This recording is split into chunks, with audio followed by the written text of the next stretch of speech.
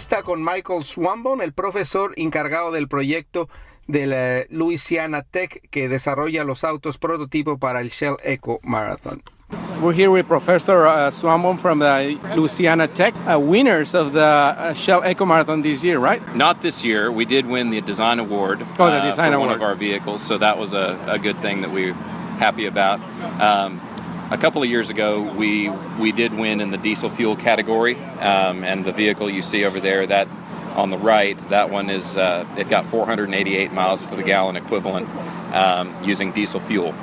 So winning the EcoMarathon was the Shell EcoMarathon was pretty cool, but what happened today here was probably cooler than that. Two Formula One drivers driving your cars. It was pretty cool, all right. Yeah, they really put those cars through their paces, and I don't think we've ever driven them that way. So it was pretty exciting to see them drive them that way. So I asked Fernando Alonso about what did he thinks about your students creating these pretty sophisticated cars that they cannot be compared to Formula One cars, but they're pretty sophisticated machinery, right? And he was like amazed by what you guys can do. Well, he speaks very kindly. The main thing is it's a great experience for the students. They get to build those cars essentially from the ground up. They get to learn a whole lot in the process that's very difficult to teach in the classroom. And so that's what we're in it for, is to try to get the students that kind of experience. And that grows them as people, not only in technical skills, but also in leadership. And we care about that kind of thing at Louisiana Tech, so that's what we're trying to do. Yeah, the teamwork that you see during the events of the Shell EcoMarathon is amazing, because pretty much they stay sometimes all night working on the thing to have the cars ready, right? Absolutely, yeah. There's always stuff that comes up, it seems like, at the day of the event, and the team really comes together and has to work together and fix whatever comes up, and hopefully get back on the track the next day, and that's another really good experience and outcome that comes out of the project. So obviously you're the leader of the project. You teach them a lot, but how much of their own knowledge and skill they put into building the cars?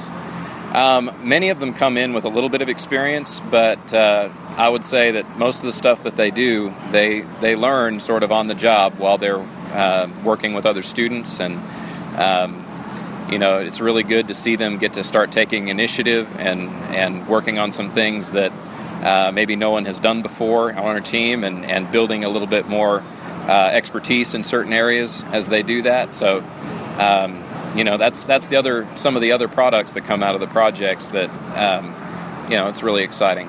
So how long does it take to build one of these cars?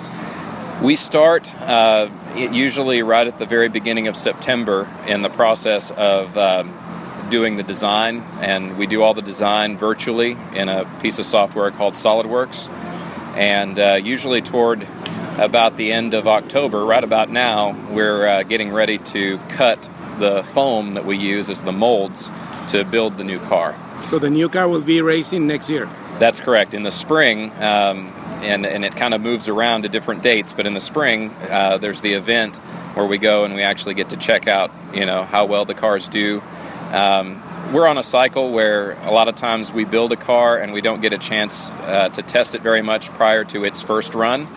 But then with our other car that we built the year before, we can refine that more, and we can get it up to the level it should be in terms of its performance numbers. And so that's what we're hoping for the one we're calling Diesel Dog that's here, is that the numbers that it has will hopefully go up significantly at this coming event in Detroit. I think you're being pretty modest, because you're not mentioning the numbers that are pretty impressive. We currently hold the record in diesel fuel economy for the urban concept class at 488 miles to the gallon. Wow. That's done on a 6-mile course, and it uses just a little tiny bit of fuel to do 6 miles, and based on that they can measure what it would be for 488 miles. Absolutely. So. And finally, how important is the support of Shell to promote these kind of programs? Well, I think it's a really good thing for them to do from a couple of standpoints. One, I think they do care about things like fuel economy. But the other thing is it's really growing the students, and it's kind of growing expertise in the next generation that's coming. So that's what's really exciting, I think, to them as well, is just the educational experience that they are providing for. Yeah. and you get to have your cars driven by Fernando Alonso and Kimi Raikkonen. That's not that bad either. Yeah, that's a pretty cool experience. That's one of those things that just doesn't happen every day. So we're excited about that. They really, they drove them like race drivers, and that's not something we get to see a lot either. So it was really cool. And we really appreciate the opportunity to have this. Yeah, I think Fernando won the race. he did pass Kiwi, and so that was pretty cool. I kind of expected that he probably would win, but anyway, it was pretty neat. Well, congratulations again, and good luck with your new project, and I hope to see you in Detroit next year. Well, I appreciate that, and I'll look for you when I'm there. Thank you very much. Bye. Impresionante el trabajo que desarrolla el Instituto Tecnológico de Louisiana con estos autos del Shell EcoMarathon y que, como escucharon ayer en la entrevista, estarán participando en la nueva edición que a partir de 2015 se celebrará en Detroit y donde seguramente también vamos a estar para estar cubriendo esta nueva actividad con Shell. Y ahora vamos a pasar de esta a lo que se puede decir la teoría, lo experimental de que es la tecnología de Shell, para pasar a la Fórmula 1. Y para eso vamos a hablar con Guy Lovett, que es el gerente tecnológico de Shell para la escudería Ferrari en la Fórmula 1. Es el encargado de realizar todos los estudios, todos los exámenes, todas las inspecciones a la gasolina y a los lubricantes que utilizan los autos de la Fórmula 1, que en la gasolina tienen restricciones, es decir, existen reglas muy estrictas al respecto de lo que pueden usar, mientras que en los combustibles es mucho más amplio el panorama para experimentar. Así que este es Guy Lovett, el gerente técnico de Shell para la Ferrari. Well, Guy, thank you for having us here in Austin, Texas for the U.S. Formula One Prix.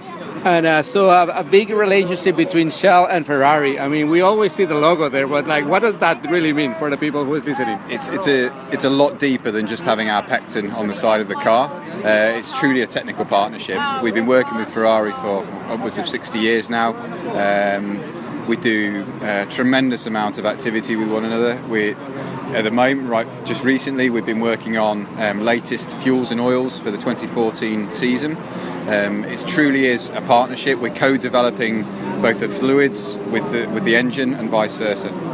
So the fuel that goes into a Formula One car, is it like the same as we can buy in a Shell station anywhere around the world? Absolutely. That's one of the key aspects and key interest points for Shell, quite frankly, is to be able to use all of the innovation, all the technology and all the understanding around the work that we're doing with Ferrari and Formula One and directly transferring that and applying that to our road-going equivalents such as V-Power and Pennzoil motor oil.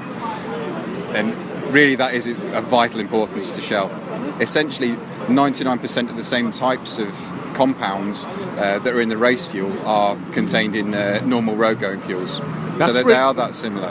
Yeah, that's pretty amazing because if I didn't know that, I would think well, that fuel must cost $20 a gallon or something like that. Because, for example, jet fuel for planes is more expensive than regular fuel, right? The pricing of fuel is obviously different around the world. I know. Yeah, the pricing of Formula One fuel is priceless. Exactly. The amount of knowledge, innovation, intellectual property, and experience that's applied to our fuel and lubricant research means that it's almost priceless. Yeah. So you guys travel with the team obviously through the whole season around the world. Yep, we're present at every single race. So 19 races this season.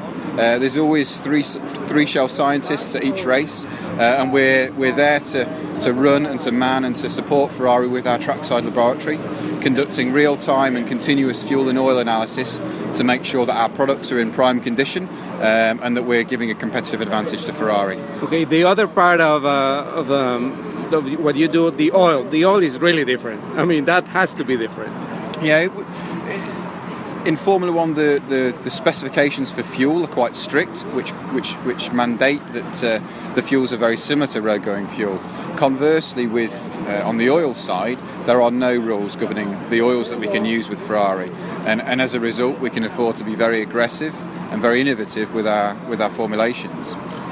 But in reality, the building blocks and the components that we have available to us to formulate the oils for Ferrari and Formula One are exactly the same as those that we use in NASCAR, for example, across other motorsports, and also for our road-going oils such as Pennzoil.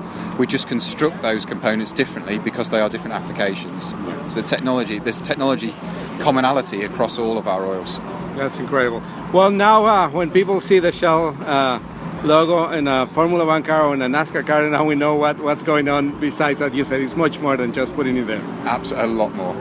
Thank you very much, David, and Guy. I'm sorry, and we'll keep enjoying here the experience at the Formula One race. Thank you very much. Thank you. Bye. Este programa fue una producción de National Latino Broadcasting.